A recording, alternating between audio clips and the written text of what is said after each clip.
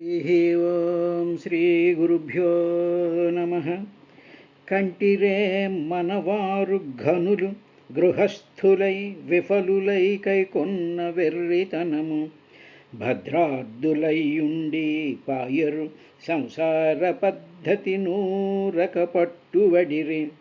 కలయోనులందెల్ల గర్భాద్యవస్థల పురుషుండు దేహి అయి పుట్టుచుండు తన్ను ఎరుంగడు కర్మతంత్రుడై కడపట ముట్టడు భవశతములకునైన దీన శుభములేదు దివ్యకీర్తియులేదు. జగతి పుట్టి చచ్చి చచ్చి పొరల నేల మనకు పుట్టని చావని త్రోవ వెదుకుకొనుటయే దొడ్డబుద్ధి. హాలపాన విజృంభమాణ మద గర్వాతీత దేహోల్లసద్భాలాలోకన శృంఖలా నిచయ సంబద్ధాత్ముడై లేశమున్ వేలా నిస్సరణంబుగానక విద్వాంసుడుం కామినీ హేళా కృష్ణ కురంగ శాబకమగున్ హీనస్థితిన్ వింటిరే. విషయసక్తులైన విబుధాహితులతోడి మనకి వలదు ముక్తి మార్గవాంఛనాది దేవు విష్ణు ఆశ్రయింపుడు ముక్త సంగజనుల కూడి శైశవమున లోకములన్నీయుంగడియలోన జయించిన వాడవు ఇంద్రియానీకము చిత్తము గెలువనేరవు. నిన్ను నిబద్ధుజేయుని భీకర శత్రులారూర ప్రభిన్నుల చేసిన ప్రాణికోటిలో నీకు విరోధి లేడొకడు నిర్పున చూడుము దానవేశ్వర. బలయుతులకు దుర్బలులకు బలమెంవడు నీకు నాకు బ్రహ్మాదులకున్ బలమెంవడు ప్రాణులకును బలమెంవండట్టి విభుడు బలమసురేంద్ర. కలడంబోధి కలండుగాలి కలడకాశంబునం కుంభినం గలడగ్నిన్ దిశలం పగళ్ళ నిశలం ఖద్యోచ చంద్రాత్మలంగలడోంకారమునం త్రిమూర్తులం త్రిలింగ వ్యక్తులం దంతటం కలడి సుండు కలండు తండ్రి వెదుకంగాయేలయ్యాయడం ఎందుగలడందులేడని సందేహము వలదు. చక్రి సర్వోపగతుండు ఎందెందు వెదకి చూచినందే గలడు ధనవాగ్రణి వింటే. హరి ఓం శ్రీ గురుభ్యో నమ.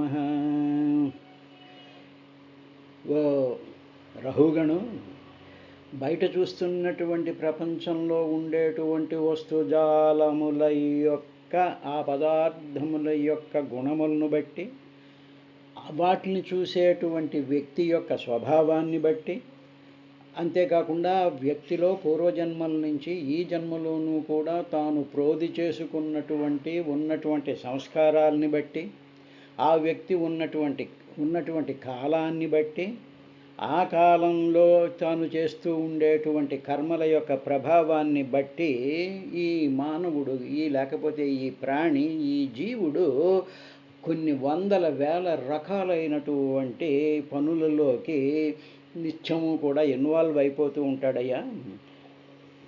ఈ 11 లేకపోతే 12 చెప్పబడినటువంటి సంఘాతాన్ని, ఆ కలయికని దేహం అంటారు. ఇంతేనా ఉన్న సిస్టము అంటే ఇంతే కాదు, లోపల వీటిలన్నిటినీ కూడా చూసి గమనించి దానిని అలాగా చూస్తూ ఉండేటువంటి ఒకానొక కాన్షియస్నెస్, ఒకానొక వెలుగు, ఒకానొక ఎరుక, ఒకానొక జ్ఞానము, ఇవన్నీ ఒకటే మాట. ఈ జ్ఞానం అనేటువంటిది ఈ శరీరంలో ఉండి చూస్తూ ఉంటుంది. అదేవిధంగా బాల్యాదిష్వపి జాగ్రత్తాదిషు సర్వాస్వస్థాస్వపి వ్యావృత్తాసనువర్తమానమహమిత్యంతం స్ఫురంతం సదా. బాల్యాది అవస్థల నుంచి అంటే ఏమిటి, బాల్యంలో కూడా నేను నేను నేను అంటాడు. అదే పెద్ద అవుతున్న కొద్దీ నేను నేను నేను అంటూ ఉంటాడు. అంతేకాకుండా జాగ్రత్త స్వప్న సుషుప్తావస్థల్లో కూడా నేను అంటూ ఉంటాడు. ఈ నేను మారటం లేదు, కానీ ఆ నేను అనేటువంటి ఆ స్ఫురణ, ఆ కాన్షియస్నెస్, ఆ ఇది దేహం కాదు, అది లోపలుండేటువంటి ఒకానొక ఆత్మ చైతన్య ప్రకాశము, ఒక వెలుగు, ఒక తెలివి, ఒక ఎరుక. అది నేను చిన్నప్పుడు ఇలా ఉన్నాను, నిద్రపోతున్నప్పుడు ఇలా ఉన్నాను, లేకపోతే జాగ్రత్తావస్థలో ఇలా ఉన్నాను అని చెప్పి అన్ని అవస్థల్లోనూ కూడా నిత్యము ఉండేటువంటి, బ్రేక్ లేకుండా ఉండేటువంటి దాన్ని క్షేత్రజ్ఞుడు అంటారు. ఇప్పుడు ఆ క్షేత్రజ్ఞుడు ఏం చేస్తూ ఉంటాడంటే శరీరంలో జరిగేటువంటి మార్పులన్నిటినీ గమనిస్తూ ఉంటాడు. ఇక్కడికి వచ్చేటప్పటికి ఒక ప్రశ్న వస్తుంది, ఏమండి ఆ గమనించేటువంటిది మనసు కదండి అంటాం. మనసు బ్రెయినే కదండి గమనిస్తోంది అంటాం. ఇప్పుడు ఆ బ్రెయిన్ని కూడా గమనిస్తోందిగా అంటే ఏమిటన్నమాట, మొట్టమొదట కళ్ళు తెరిచిన వెంటనే మనిషి యొక్క శరీరంలో ఉండేటువంటి ఆ నేను అనేటువంటిది జ్ఞానము.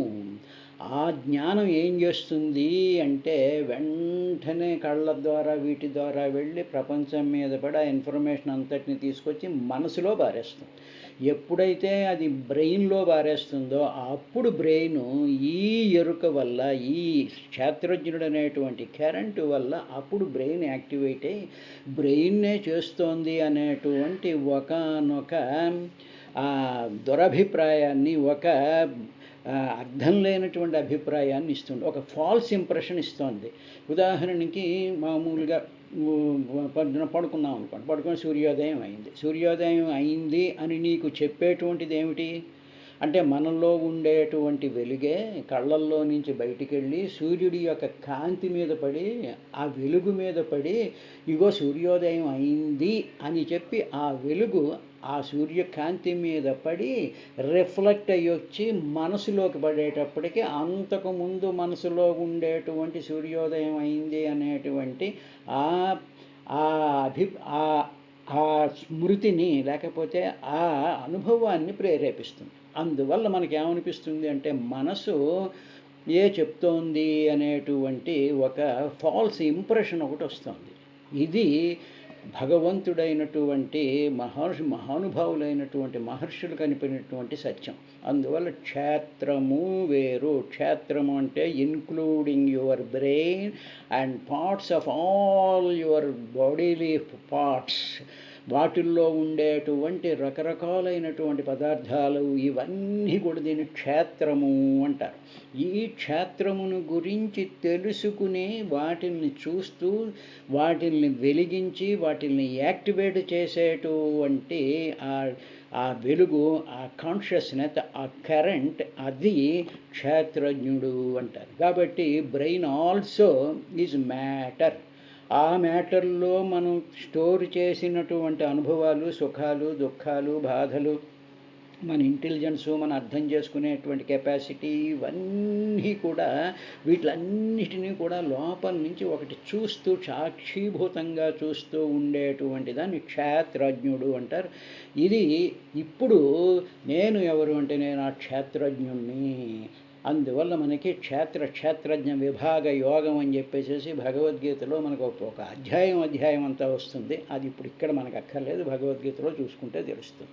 కాబట్టి ఇటువంటి ఈ క్షేత్రంలో ఈ మనసు ఉండడం వల్ల ఈ మనసులో ఉండేటువంటి బయట ప్రపంచంలోనూ వ్యక్తి యొక్క స్వభావాన్ని బట్టి, వ్యక్తి యొక్క సంస్కారాన్ని బట్టి, వ్యక్తి యొక్క చిత్తమును బట్టి, కాలాన్ని బట్టి, కర్మల్ని బట్టి వీడి యొక్క డీలింగ్స్ హండ్రెడ్స్ అండ్ థౌజండ్స్ అంటే కంప్యూటర్లో ల్యాక్స్ ఆఫ్ డేటాని ఏ విధంగా అయితే, గిగాబైట్స్లో ఉండేటువంటి డేటాని ఏ విధంగా అయితే డీల్ చేసేస్తూ ఉంటుందో ఆ విధంగా ఉంటుంది. ఇప్పుడు ఆ కంప్యూటర్ సిస్టమ్కి కానీ కరెంటు లేదనుకోండి, పవర్ ఫెయిల్యూర్ అయిపోయింది అనుకోండి, పవర్ టోటల్ డౌన్ అయిపోయింది అనుకోండి, అప్పుడు ఉండి కూడా ప్రయోజనం లేదు.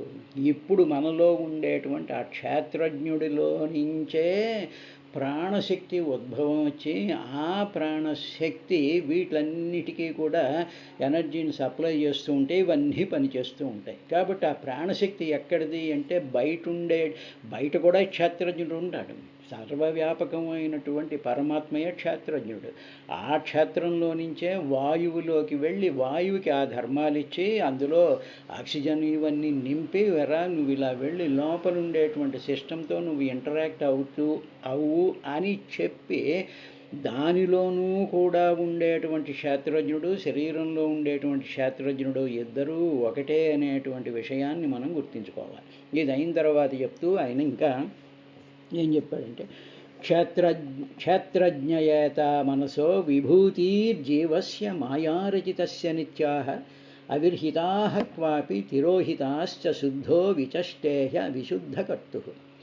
ఇది జీవస్య, జీవుడి యొక్క ఉపాధి ఉంది. ఉపాధి అంటే ఏమిటో తెలుసుకుందాం. మాయారచితస్య, మాయ చేత నిర్మించబడినటువంటి ఈ మనస్సు ఏమిటంటే త్రిగుణాత్మకం. ఈ మనస్సు త్రిగుణాత్మకం. మాయ యొక్క కార్యమే ఈ మనస్సు. అంటే భగవంతుడిలో ఉండేటువంటి మాయ తయారు చేసినటువంటిదే త్రిగుణములు. ఆ త్రిగుణములతో కూడుకున్నటువంటి ఆ బ్రెయిన్ సిస్టమ్, ఆ మనసే జీవుడికి ఉపాధి అయింది. ఇక్కడ ఉపాధి అనేటువంటి పదం మనకి అసమానం వస్తూ ఉంటుంది. ఏమిటి ఉపాధి అన్నాం అనుకోండి. ఉదాహరణకి ఒక తెల్లనైనటువంటి ఒక స్ఫటికంతో కూడినటువంటి ఒక బొమ్మ ఉందనుకుందాం. అంటే వెరీ ట్రాన్స్పరెంట్ బొమ్మ ఉందనుకోండి. ఇప్పుడు ఆ ట్రాన్స్పరెంట్ బొమ్మ దగ్గరికి మనం ఒక ఎర్రటి పువ్వు తీసుకొచ్చి దగ్గరగా పెట్టాలి. దగ్గరగా అంటే దగ్గరగా పువ్వుని పెట్టామనుకోండి. పెట్టేటప్పటికి ఇప్పుడు ట్రాన్స్పరెంట్గా ఉండేటువంటి ఆ బొమ్మ అంతా కూడా అక్కడ పెట్టినటువంటి ఓ ఎర్రని పువ్వు పెడితే అదంతా కూడా ఎర్రగా కనిపిస్తుంది. ఇది ఆ స్ఫటికంగా ఉండేటువంటి బొమ్మ అంతా ఎర్రగా కనిపిస్తుంది. ఇప్పుడు మనం పువ్వుని చూడలేదనుకోండి, దూరం నుంచి చూసేటప్పుడు మనకి ఏమనిపిస్తుంది అంటే ఈ బొమ్మ ఎంత ఎర్రగా ఉందో అనిపిస్తుంది. ఇప్పుడు ఉపాధి ఏమిటంటే ఈ బొమ్మ ఉపాధి కాదు. ఏది ఉపాధి అంటే చాలా దగ్గరగా ఉన్నటువంటి పువ్వు, ఆ పువ్వుకుండేటువంటి ఎర్రనైనటువంటి ధర్మం ఉంది, ది కలర్ ఆఫ్ రెడ్నెస్. ఆ రెడ్నెస్ అంతా కూడా, దానికి ఉండేటువంటి రెడ్నెస్ అంతటినీ కూడా ఈ స్ఫటిక బొమ్మలోకి ట్రాన్స్ఫర్ చేసింది. అంటే దగ్గరగా ఉండడం వల్ల దీనికి వచ్చింది ఆ రంగు. ఇప్పుడు ఏది ఉపాధి అంటే ఆ ఎర్రనైనటువంటి పువ్వు ఉపాధి. కాబట్టి ఉపాధి అనేటువంటి దానికి అర్థం ఇదన్నమాట. కాబట్టి ఇటువంటి ఉపాధిలోని అంటే సమీపంలో ఉండి, అది చాలా దగ్గరగా ఉండి, తన ధర్మాల్ని అంటే తన ఎరుపుతనం అంతటినీ కూడా ఇతరానికి అంటే ఇప్పుడు ఉండేటువంటి ఈ స్ఫటిక బొమ్మకి సంక్రమింపజేసినట్టు కనిపిస్తుంది. దానికి అది ఏం చేయదు, అది దగ్గరగా ఉండడం వల్లే అప్పుడు ఏమైపోతుంది అంటే అది నేను ఇందులోకి పంపిస్తాను అది ఏమనుకోదు, అది దగ్గరగా ఉంది అంతే. అది దగ్గరగా ఉండడం వల్ల ఈ స్ఫటిక బొమ్మలోకి ఆ రంగు వచ్చేసింది అన్నమాట. కాబట్టి సమీపంలో ఉండి తన ధర్మాలను ఇతరులకు సంక్రమింపజేయడం అంటే దీనికి సంక్రమింపజేసింది, ఈ స్ఫటిక బొమ్మకి సంక్రమింపజేసినటువంటిది. అటువంటి ఆ పువ్వుని ఉపాధి అంటారు.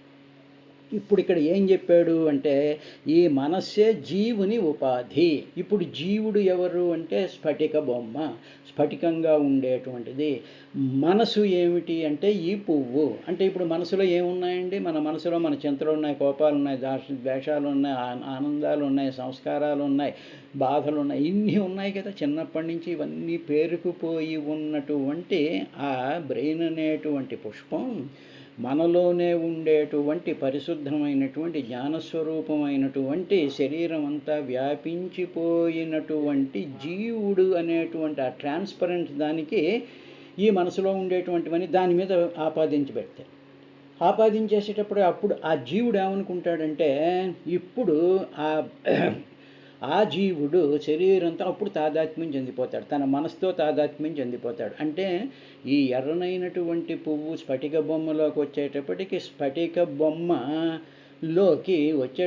బొమ్మ నేను ఎర్రగా ఉన్నాను అనుకున్నట్టుగా, అది అనుకున్నట్టుగా జీవుడు ఏం చేస్తూ ఉంటాడంటే మనసు అనేటువంటి ఉపాధి ఈ జీవుడు స్ఫటికం లాంటి జీవుల్లోకి జ్ఞానస్వరూపుడు పరిపూర్ణమైనటువంటి జ్ఞానస్వరూపుడైనటువంటి ఆ జీవుల్లోకి ఈ మనసు యొక్క ఈ ధర్మాలు మనసుకు ఉండేటువంటి ఇవన్నీ వచ్చి దాంట్లోకి వచ్చేటప్పటికి అప్పుడు ఆ జీవుడు నేను రామారావు, నేను సైంటిస్టు, నేను ఇంత గొప్ప పని చేశాను, నేను అంత గొప్ప పని చేశాను, నేను ఈ కష్టం అనుభవించాను, ఈ సుఖం అనుభవించాను, ఈ మానాలు అనుభవించాను అనేటువంటి ఇందుకు కూడా తెలివైన వాడు కాబట్టి ఇలాగ మాయలో జీవుడు పడిపోయి ఇవన్నీ జీవుడి చుట్టూ ఉంటాయి.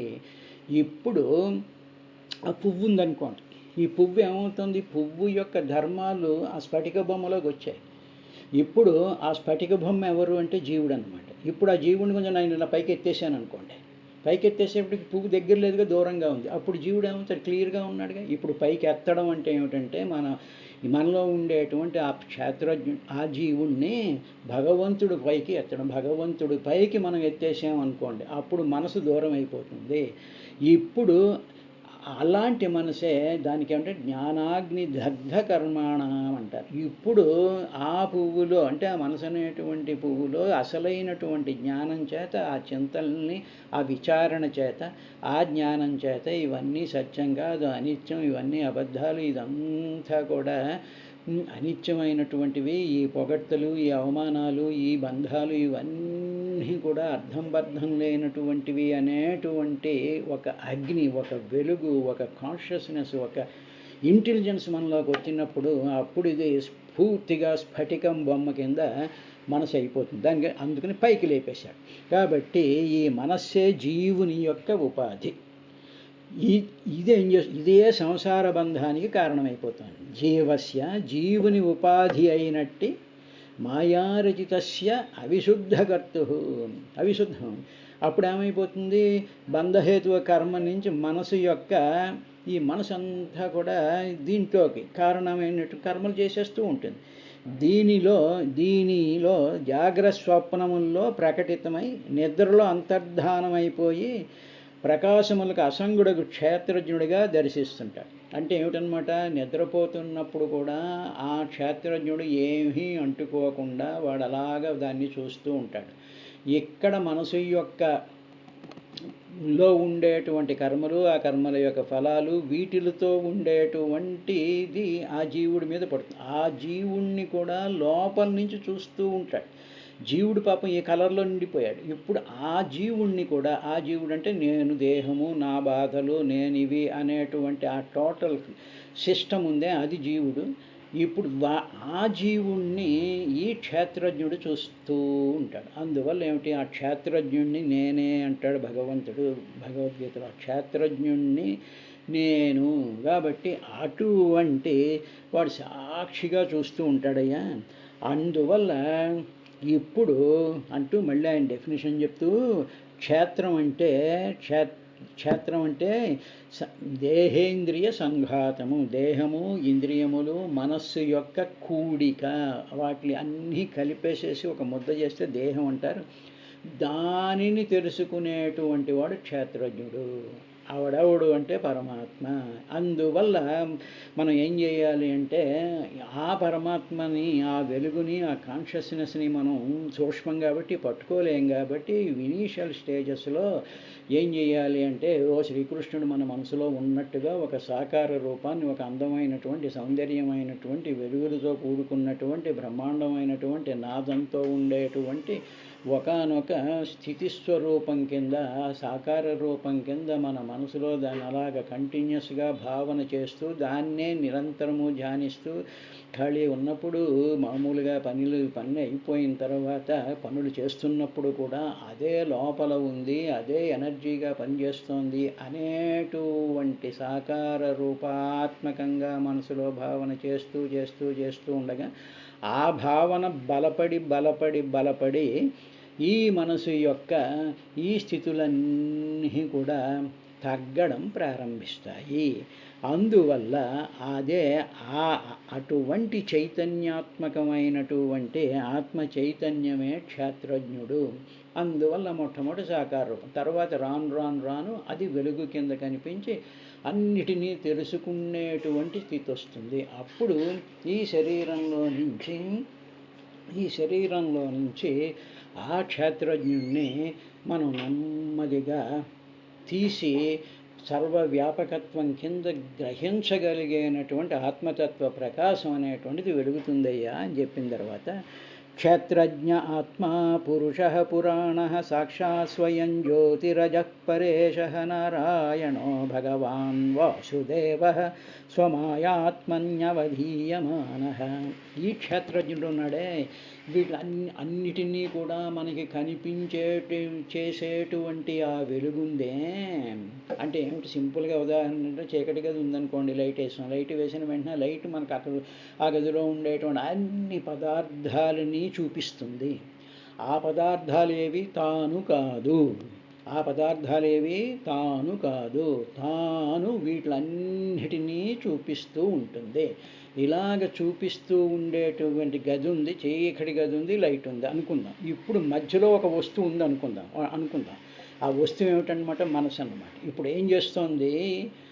ఒక వస్తువు ఉంది అనుకుందాం మధ్యలో. అంటే ఏమిటి? లైట్కి గదిలో ఉండేటువంటి పదార్థాలకి మధ్యలో ఒక వస్తువు ఉంది, ఒక రిసీవర్ ఉంది అనుకుందాం. ఇప్పుడు ఏం చేస్తోంది? ఈ రిసీవర్ ఏం చేస్తోంది అంటే, ఈ వెలుగు వచ్చి పదార్థాల మీద పడేటప్పటికి పదార్థాల మీద రిఫ్లెక్ట్ అయ్యి ఆ పదార్థాలన్నిటినీ ఏది గుర్తిస్తోంది? ఈ రిసీవర్ గుర్తించేస్తోంది. ఈ రిసీవరు గుర్తించేస్తోంది. ఆ గుర్తించడంలో ఇది ఏం చేస్తోంది అంటే, ఇది లైటు పడుతోంది, ఈ లైటు వల్ల ఇవన్నీ కనిపిస్తున్నాయి అనుకోకుండా ఈ రిసీవర్ ఏమనుకుంటోంది అంటే, నేను వీటిలన్నిటినీ చూసేస్తున్నాను అనుకుంటోంది. దానికి ఈ లైటు పడుతోంది అన్న స్పృహ లేదు. ఈ పదార్థాలన్నీ తానే అనుకుంటూ, తనవే అనుకుంటూ, నేనే చూశాను కాబట్టి ఇవన్నీ నావే అనుకుంటూ ఆ పదార్థాలతో తాను తాదాత్మ్యం చెందిపోతుంది. ఇక్కడ ఈ మధ్యలో ఉండేటువంటిదే మనస్సు. ఈ లైటే క్షేత్రజ్ఞుడు, ఈ పదార్థాలే దేహ సంఘాతము. ఇప్పుడు ఈ పడుతూ ఉండేటువంటి కాంతిలోకి ఈ రిసీవర్ ఉందే, ఈ రిసీవర్ని ముక్కలు చేసేసి దీన్ని దగ్ధం చేసేసి ఆ పడుతున్నటువంటి లైట్లో కలిపేసాం అనుకోండి, అప్పుడు జ్ఞానాగ్ని దగ్ధ కర్మాణం అవుతుంది. అప్పుడు ఈ రిసీవర్ బ్రేక్ అయిపోతుంది, రిసీవర్ ముక్కలైపోతుంది, ముక్కలైపోయి ఆ కాంతితో అది కలిసిపోతుంది. అదన్నమాట. అదేవిధంగా ఈ మనసు అనేటువంటిది మధ్యలో ఉంటుంది. దాన్ని చిత్ జడ గ్రంథి అంటారు. చిత్ అంటే స్ఫురణ, ఆ ప్రకాశము. జడము అంటే ఈ మనసు. ఈ రెండిటికి మధ్యలో ముడి వేసేస్తోంది రిసీవరు. కాబట్టి ఇటువంటి గ్రంథి ముడి యొక్క భేదనం జరగాలి అన్నాడు. ఇప్పుడు ఆ క్షేత్రజ్ఞుడు ఉన్నాడే, ఆ లైట్ ఉందే, వాడు ఆత్మ. ఆ వ్యక్తి యొక్క అంతరమైనటువంటి స్వరూపం. అంటే ఏమిటి? ఆత్మ అంటే, మా ఆత్మ అంటే నేను, మనం అనుకుంటాం ఆత్మ అంటాం కదా, అంటే నేను అని. ఆ నేను అనేటువంటిదే ఆ క్షేత్రజ్ఞుడు. పురుష, వాడే పురుషుడు. అంటే దేహంలో ప్రతి అణువులోనూ ప్రతి దాంట్లోనూ కూడా తానే పూరించుకుపోయి ఉన్నవాడు. పురాణ, కాలానికి అతీతుడు. ఆ పురాణ పురుషుడైనటువంటి వాడు, కాలానికి అతీతుడైనటువంటి వాడు, సాక్షాత్ తెలియబడని వాడు. ఇప్పుడు లైట్ తెలియబడటం లేదు మనకి, పదార్థాలు తెలియబడుతున్నా, రిసీవర్ తెలుసుకుంటోంది. అలా తెలియబడనటువంటి వాడు పర ఈశ. అన్నిటినీ కూడా కంట్రోల్ చేసేటువంటి ఈశ్వరుడు నారాయణుడు భగవాన్. ఆయనే పూజనీయుడు. వాసుదేవుడు అంటే ప్రాణులలో సమస్తంలోనూ కూడా వసించేటువంటి ప్రాణస్వరూపుడైనటువంటి ఈ క్షేత్రజ్ఞుడు ఆత్మ, పురుష, పురాణ, సాక్షాత్ స్వయం జ్యోతి, అజః పుట్టుకలేనటువంటి భగవాన్ నారాయణ. ఇవన్నీ ఒకటే. వీడేం చేస్తున్నాడు? తన మాయాశక్తి చేత బుద్ధిలో సకల ప్రాణుల యొక్క బుద్ధిలో అంతర్యామి అయి ఉంటున్నాడు. అటువంటి భగవంతుడికి పుట్టుక లేదయ్యా అన్నాడు. పుట్టుక మరి దేనికి ఉందండి అంటే, దేహానికి ఉందిగా, మనసుకు ఉందిగా. మనసు పుట్టింది. మనసు ఎప్పుడు పుడుతుంది? మనం నిద్రపోయాను అనుకోండి, అప్పుడు బ్రెయిన్ ఏమవుతుంది? పుట్టడం లేదు. అది it is almost dead brain అన్నా నిద్రలో పరిపూర్ణంగా ఇంకా ఇన్యాక్టివ్ అయిపోయినప్పుడు డెడ్డే కదా. కాబట్టి దేహానికి పుట్టుక మరణం ఉంటుంది, మనసుకి పుట్టుక మరణం ఉంటుంది, బాహ్య ప్రపంచానికి పుట్టుక మరణం ఉంటుంది. కానీ ఈ ఆత్మ సాక్షి కాలాతీతः సర్వేశ్వరः స్వయం నారాయణः భగవానः వాసుదేవः వీటికే ఎప్పుడు కూడా పుట్టుక అనేటువంటిది లేదు.